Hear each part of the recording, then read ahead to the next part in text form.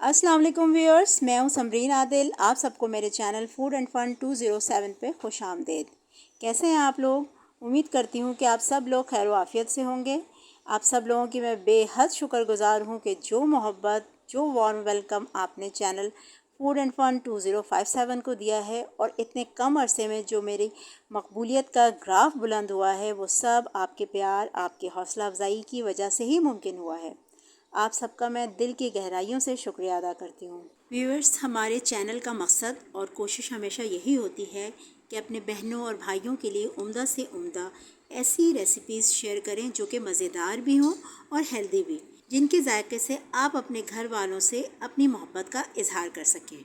आज हम बनाने जा रहे हैं बिहारी बीफ ग्रिल। ये हमारे बिहारी घरानों की बहुत ही ख़ास डिश है और बकरीद पर तो इसको एक ख़ास अहमियत हासिल है। जिस तरह बिहारी कबाब का जादू पूरी दुनिया में सर चढ़कर बोल रहा है, इसी तरह ये डिश भी और इसका जायका भी किसी से कम नहीं। ये रेसिपी बहुत ही कम अज्जा यानी बहुत ही लिमिटेड अज्जा से बनकर तैयार होती है और तैयार करने में भी बेहद आसान है। तो चलिए शुरुआत करते हैं। दोस्तों, इसमें सीने की हड्डी वाला गोश्त या चाँपों का गोश्त इस्तेमाल करते हैं, जिसमें गोश्त के साथ हड्डी और चर्बी दोनों शामिल हो। और टुकड़े इसमें बड़े लेने हैं क्योंकि गलने के बाद इनका साइज़ ऑलरेडी कम हो जाएगा। सबसे पहले गोश्त को अच्छी तरह धो लें और इसमें 1 टेबल स्पून भर के पिसी मिर्च या जैसी भी आपको पसंद हो, आपका जायका जैसा हो उस हिसाब से, और 1 टीस्पून हल्दी। इसके बाद 1 सर्विंग स्पून लहसुन पेस्ट और 1 सर्विंग स्पून अदरक पेस्ट डालते हैं। अब इसमें पिसी हुई काली मिर्च 1 टीस्पून और पिसी हुई प्याज 3 सर्विंग स्पून शामिल कर दीजिए। ये कम से कम 1 से 1.5 घंटे तक पकेगा।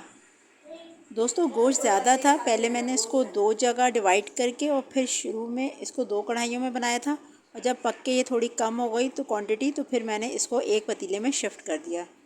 शुरू में इसको तेज़ आंच पे पकाएंगे और फिर इसको बिल्कुल धीमी आंच पे रखेंगे।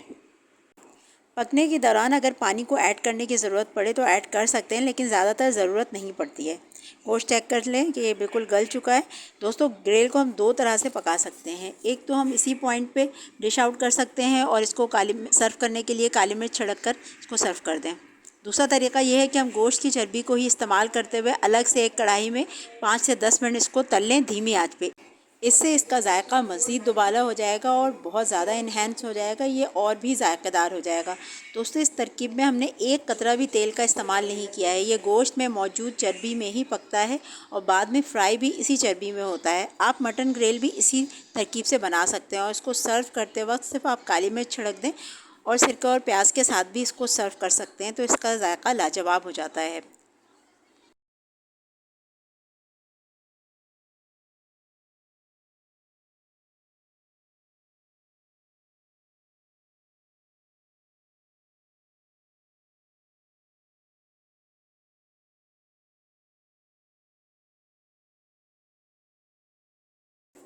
देखें, इस स्टेज पे ये ग्रिल फ्राई हो चुके हैं और इस वक्त ये कितने क्रिस्पी और फ्राइड लग रहे हैं और कितने माउथ वाटरिंग लग रहे हैं। दोस्तों, ये चेक करें कि ये गोश्त गल के किस तरह मक्खन की तरह नरम हो चुका है। ये इसी तरह गला हुआ मज़ेदार लगता है, ये गलेगा नहीं तो फिर मज़े का नहीं लगेगा।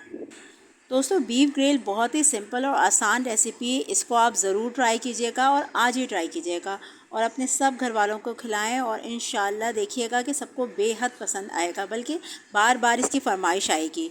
अगर आपको बीफ ग्रिल की ये रेसिपी पसंद आई है तो चैनल को सब्सक्राइब करना ना भूलें और बेल आइकन के साथ ही प्रेस कर दें ताकि हमारी आने वाली हर नई वीडियो आपको सबसे पहले पहुँचे। दोस्तों, मैंने सारी रेसिपी डिस्क्रिप्शन बॉक्स में भी डाल दी है, आप उसे वहाँ से भी फॉलो कर सकते हैं। और हाँ, मुझे अपने प्यारे प्यारे खूबसूरत से कमेंट्स का इंतज़ार रहेगा। ये कमेंट्स मेरी एनर्जी को मज़ीद बूस्ट करते हैं और आपका बहुत शुक्रिया। अपना बहुत ख्याल रखिएगा। फ़ी अमानिल्लाह।